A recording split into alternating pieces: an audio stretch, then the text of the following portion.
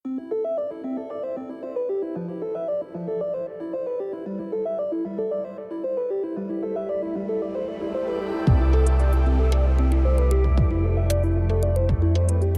motiv teksta je bilo spoznanje vedenja generacije Z.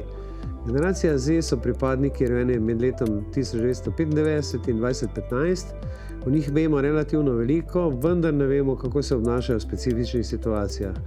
Zato je bilo temeljno raziskovalno vprašanje našega prispevka, kako so zapore v času COVID-19 vplivale na vedenje teh posameznikov, z namenom spoznanja, kako se obnašajo v krizi, ki so jo doživeli prvič v življenju.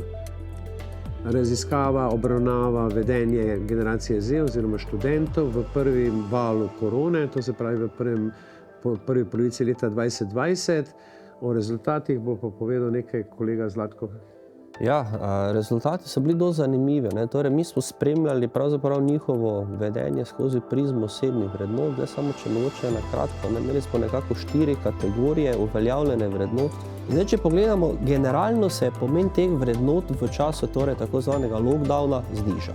Torej, za vse te skupine, ko sem jih omenil. Če pa pogledamo malo bolj podrobno, kar je mogoče zanimivo, je to, da je potem po krizi se je potem recimo vrednost, torej pomembnost te vrednote, skrb za sebe še malenkost okrepila. Kar pa jasno kaže na to, tako včasih slišimo, kje stereotipno, da so pripadniki generacije Z dosti individualistično orientirane. In torej tu vidimo, da se torej ta individualističnost spet nekako kaže.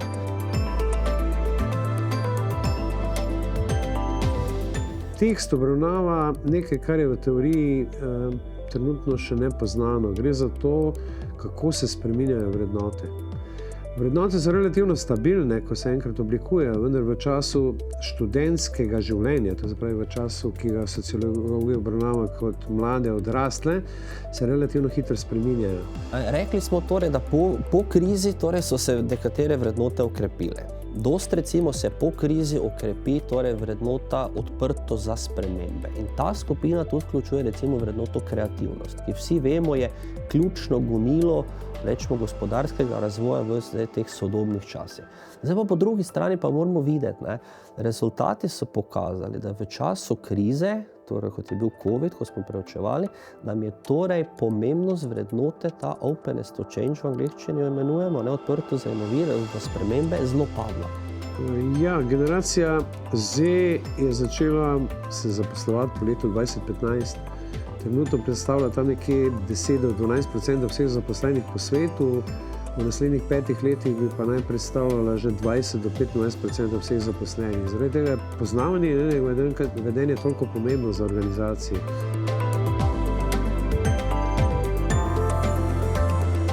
Definitivno gre to za prvo študijo, kot je bilo rečeno, ki se na ta način s tem ukvarja, ker torej presečno skozi več nekih časovnih obdobij in pa seveda v različnih okoliščinah spremlja to vedenje, rečemo, generacije Z. Definitivno kot posebnost bi mogoče kar navezal na to, da je to bilo eno pomembno izhodišče tudi za nadaljevanje študija oziroma nadaljevanje preučevanja raznih vidikov pripadnikov generacije Z. Kot posebno sigurno še lahko izpostavimo to, da so se torej rezultati te študije malenkostno razlikovali od pričakovanih glede na to, kaj v literaturi smo do takrat poznali. Tako da je to pravzaprav v tem okviru in smo mi izvedli nekaj nadaljnjih raziskav, eno tudi mednarodno z vključenimi 15 državami in upamo, da bomo lahko na tem področju raziskali še nekaj odprtih vprašanj, predvsem torej stabilnost vrednot, spreminjanje vrednot, usklajenost vrednot med študenti oziroma pripadniki generacije Z in organizacijami in razne vidike delovnega obnašanja te generacije, ki bo postala vsaj v 10-15 letih prevladujoča delovna generacija na svetu. Ja, tada skupni imenovalec vsemu temu, tako kot pravi profesor, je definitivno to, da se torej te generacije, ki so torej predhodno oblikovale vse torej rečemo delovne okoliščine, delovne vrednote, če temu rečemo, oziroma organizacijske vrednote, pravzaprav to temelji na izhodiščih ljudi, ki imajo torej pomembno drugačna izhodišča kot zdaj tisti, ko vstopajo. To je zdaj nekako naš temu rečemo further research na tem področju, ki je tudi zelo mednarodno obarvan, smo slišali.